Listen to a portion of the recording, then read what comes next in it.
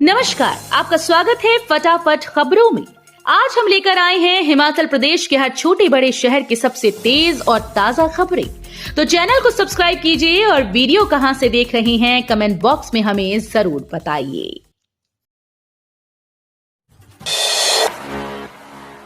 CM Sukhu को जन्मदिन की बधाई देने उमड़ा जनसैलाब। ओक ओवर में वाद्य यंत्रों की धुनों पर डाली नाटी।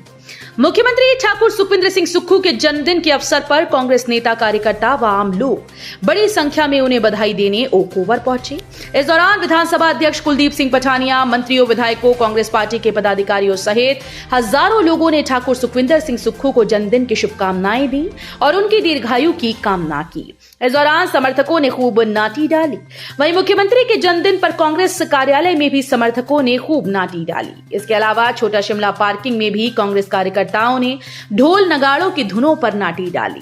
सभी कार्यकर्ता बैंड बाजे के साथ झूमते हुए ओक ओवर पहुंचे और मुख्यमंत्री को जन्मदिन की बधाइयां दी।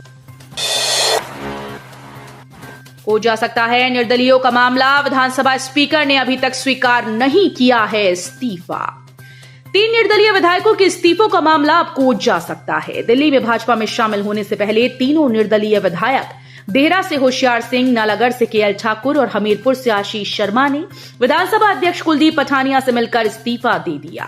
उसके अगले दिन दिल्ली में ये भारतीय जनता पार्टी में शामिल हुए, लेकिन अभी तक स्पीकर ने रिजाइन को स्वीकार नहीं किया।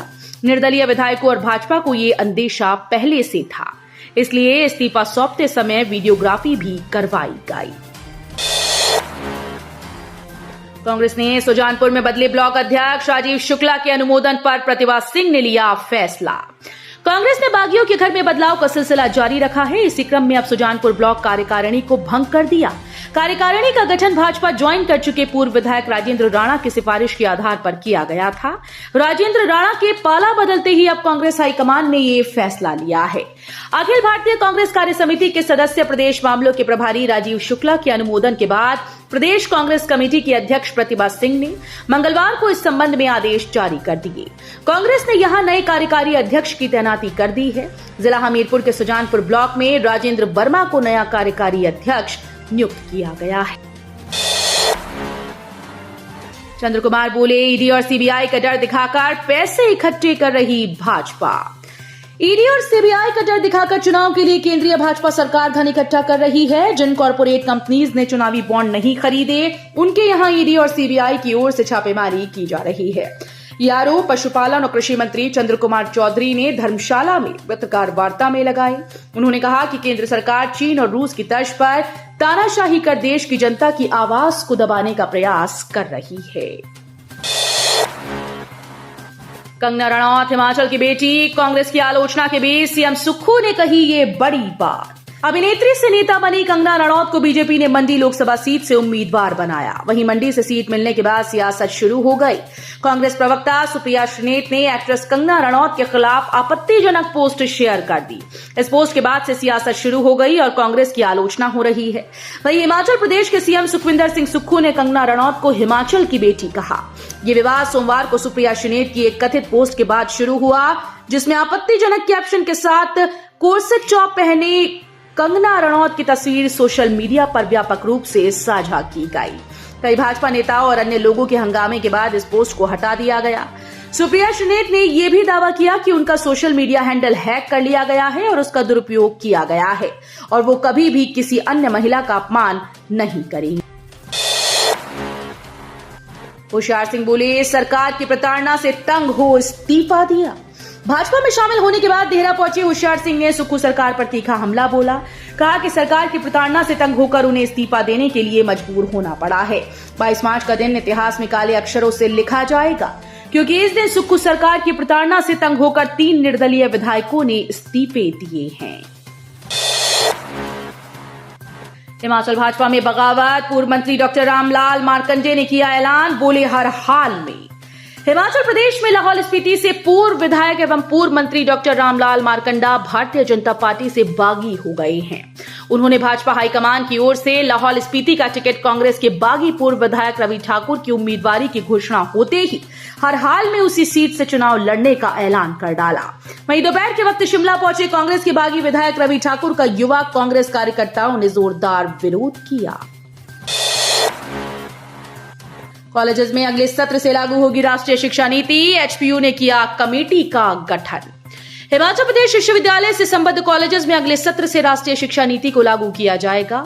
शिक्षा नीति को सुचारू रूप से कॉलेजेस में लागू करने के लिए एचपीयू ने कमेटी का गठन किया है।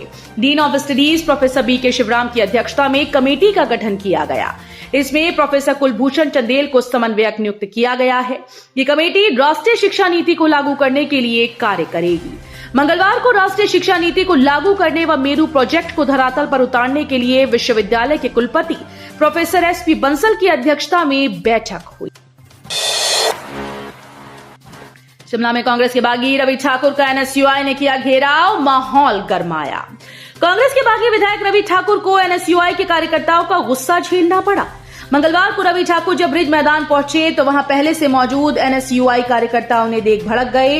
इस बीच कार्यकर्ताओं ने अपनी ओर आता देख रवि ठाकुर तुरंत आशियाना रेस्तरां में जा घुसे, लेकिन एनएसयूआई कार्यकर्ताओं में इतना रोष था कि वे दौलत सिंह पार्क की तरफ दीवार फांदकर आशियाना के टेरेस में जा पहुंचे और जमकर रवि ठाकुर सहित अन्य कांग्रेस के बागी विधायकों के खिलाफ नारेबाजी की। धर्मशाला को मिले आईपीएल के 2 मैच, 5 और 9 मई को होंगे मुकाबले। अंतर्राष्ट्रीय क्रिकेट स्टेडियम धर्मशाला में आईपीएल के 2 रोमांचक मैच खेले जाएंगे। सोमवार शाम को घोषित किए गए आईपीएल के फाइनल शेड्यूल में धर्मशाला क्रिकेट स्टेडियम के लिए 2 मैच दिए गए हैं। पंजाब किंग्स के द्वारा बनाए गए होम ग्राउंड के चलते धर्मशाला में पंजाब के चेन्नई सुपर किंग्स और रॉयल चैलेंजर बेंगलुरु के साथ 2 मैच होंगे।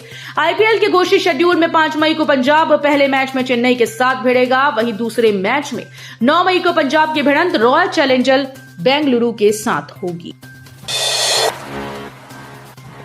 हाईकोर्ट में पालमपुर के कारोबारी निशांत शर्मा की सुरक्षा से जुड़े मामले पर अब 23 अप्रैल को सुनवाई। प्रदेश हाईकोर्ट में पालमपुर के कारोबारी निशांत कुमार शर्मा की सुरक्षा से जुड़े मामले पर अगली सुनवाई 23 अप्रैल को होगी। मुख्य न्यायाधीश एमएस रामचंद्र राव और न्यायाधीश ज्योत्सना रिवाल दुआ की खंडपीठ ने इस मामले में गठित एसआईटी को ताजा स्टेटस रिपोर्ट दायर करने के आदेश दिए। इस मामले में हाईकोर्ट ने स्वतंत्र व निष्पक्ष जांच का हवाला देते हुए डीजीपी संजय कुंडू और एसपी कांगड़ा शालिनी अग्निहोत्री का तबादला करने के आदेश दिए थे। स्वर्ग तक पहुंचने के लिए 2.5 सीढ़ियां बनानी ही बाकी रह गई थी और फिर कुछ ऐसा हो गया। पौंग झील के मध्य में स्थित पांडवों द्वारा अज्ञातवास के दौरान निर्मित ऐतिहासिक बाथू दी लड़ी स्थल के जल से बाहर निकलते ही पर्यटकों का आवागमन शुरू हो गया। पौंग झील का जलस्तर बढ़ने के साथ ही ये स्थल पानी में समा जाता है और 6 माह तक पानी में ही समाया रहता है और जैसे ही जलस्तर कम होता है तो ये स्थल बाहर निकल आता है। कुल्लू में 2 सड़क हादसों में 1 की मौत, 1 घायल। जिला कुल्लू में 2 सड़क हादसों में 1 व्यक्ति की मौत हुई और 1 व्यक्ति घायल हो गया। पुलिस ने दोनों घटनाओं को लेकर मामले दर्ज कर लिए हैं। पोस्टमार्टम के बाद पुलिस ने शव परिजनों को सौंप दिया है। तो ये थी आज की फटाफट खबरें। हम मिलेंगे अगले बुलेटिन में, तब तक के लिए धन्यवाद। जय हिंद।